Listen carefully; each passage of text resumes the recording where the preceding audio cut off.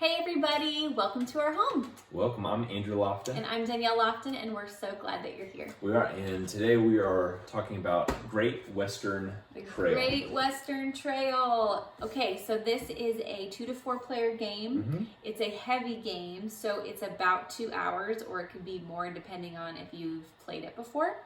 And it's ages 12 and up. Yeah, in this game you are competing ranchers, trying to make the most profit off of your cows, buildings, and trains, right? So you're going to be going through the Great Western Trail, as the name suggests, going and stopping at different locations to do different things, ending at Kansas City, where you will sell your cows to different locations, get some money, start back over. Do it again. Absolutely. So there's multiple things that you can do on your turn, lots of different actions. So we're just going to go over a couple today just to show you that. But if you want more details about like the in-depthness of this game, definitely read the rules or do another video that has the very specific rules on it.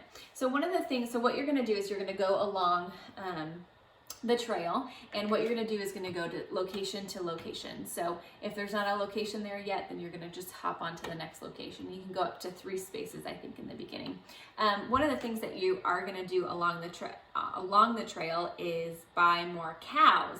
So you start off with a couple of cows. Needed. You need cows to sell if you're a rancher, a cattleman. So you're going to start off with some cows in your hand, but you're going to want to buy more along the way. So you're going to go to the ranch and buy more cows. And on these cards, you'll see the number on the corners. That is with the cost of them. That's what they're worth when you're selling them. And then there's a little shield that'll let you know the victory points. So obviously, you're going to want to collect cows that have more value and give you more victory points. So that's one of the things that you can do on your turn. Another location that you can do, another action you can do is moving your train along. So what you're going to want to do is sell your cattle to all these different locations throughout the game. And so as you move your train along, you're able to go to further locations and collect money and victory points and the further up you go, benefits. The better it is. Yeah, the better it is, the further up you go. So you're going to want to move your train along the path as well. So after you do all your actions along the trail, then you're going to get to Kansas City, and there's 5 things that you're going to do in Kansas City. The first thing you're going to do is go through these 3 locations right here, and you're going to put hazards on the board. Hazards obviously are not fun, so they're going to limit your ability to move throughout the game. You have to put those on. You're going to add more workers into the worker pool that Andrew will talk about a little bit later. And then the 4th thing you're going to do is you're going to sell your cows. So you sell your cows for money, and it has to be an individual cow. So you can't sell 3 of the same kind of cow. They have to be different kinds of cows in order to get the money for them.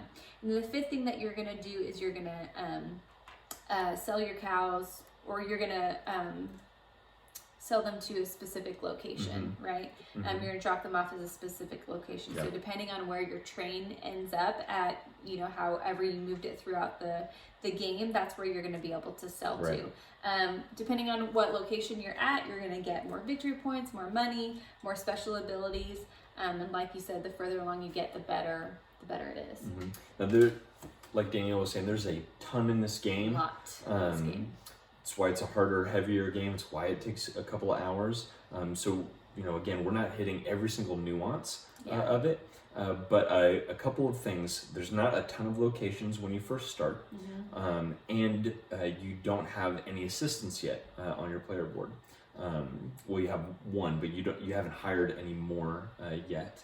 You're consistently making things better as the game goes on. Again, there's a lot of different ways to do that, but we're going to talk about just a few. So you can hire 3 different assistants. You can hire more cowboys, builders, I think they're called craftsmen in the game, or engineers.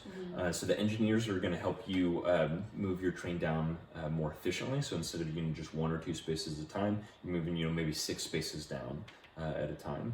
The cowboys are going to help you buy cows that are worth more points and worth more money more efficiently as well. And then the craftsmen or the builders are going to help you to build more buildings more efficiently. And of course, you want those more buildings out in your player color. because some of them are going to tax the other players. Some of them are just going to improve moves for you. Yeah. When you sell, you're going to take a disc off of your player board, and that's going to help you do things more efficiently, like move faster across the board and things like that. More cards in your hand, Yeah. so you have more cards to sell in Kansas City. Yeah, absolutely. We all have our own player board, which is great, and I love that. So what do we love about this game? Yeah, the player board, it's got that, you're improving things as the game goes on. That's really cool. It's a very thematic game. You definitely feel like you're immersed in it. Absolutely. Love that. The artwork and the graphic design, I think, is great. Just overall, a great game. It's very thinky, multiple paths to victory. You definitely have to think for sure. I love the cow card. Those are like my favorite, and the highest cow card is a purple card. So just saying. But I love the artwork, and even the board is really beautiful. You definitely feel immersed in the game, which I love. Yeah. What things would you say could be improved, or just things to look out for, I guess? I would just look out for a couple of things. Again, it's a heavier game, so it's not for everybody. With that, a couple of things. It can just tend to be a little bit fiddly, so it takes a little bit to set up. I would highly recommend. Yeah, I would recommend getting some sort of an insert to make things a little bit easier to assist you in that. So it's a little bit long to set up, or can be, and then it's a little bit fiddly as far as like, okay, so I have to do this, and I have to move this person down here, and then I do this, and I move that person down, and I have to, keep track of this and move that down. I think it's well worth it. The amount of work that you put in, totally worth it. It's worth a couple of hours, a lot of fun.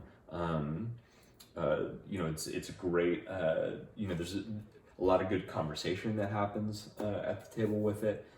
Just something to think about. Well, and once you get the iconography, I feel like then it's a lot easier and quicker to play later on. So that first game, you just kind of want to figure out what everything means, get through one of the games, and then play after that.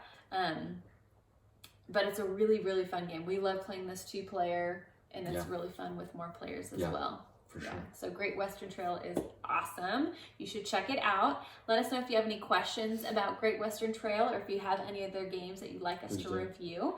Put those in the comments, and thank you so much for coming out. We'll see you next time. Bye. Bye.